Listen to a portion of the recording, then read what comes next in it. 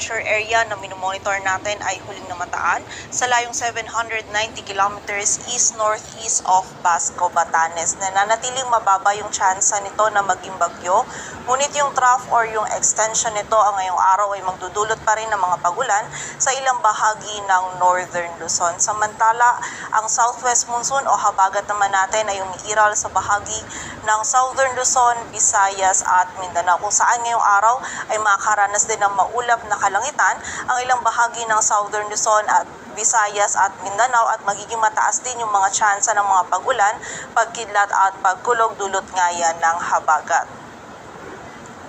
At para nga sa magiging lagay ng panahon ngayong araw ng Martes, maulap na kalangitan at mga kalat-kalat na pagulan, pagkilat at pagkulog ang mararanasan dito sa bahagi ng Batanes at Cagayan, dulot yan ng trough ng low pressure area. Samantala, dito naman sa bahagi ng Mimaropa maging sa Bicol region ay meron din tayong mararanasan na maulap na kalangitan at magiging mataas din yung tsansa ng mga pagulan, dulot naman yan ng habagat. At dito sa Metro Manila, maging sa nalalabing bahagi pa ng Luzon ay magiging bahagyang maulap hanggang maulap yung kalangitan.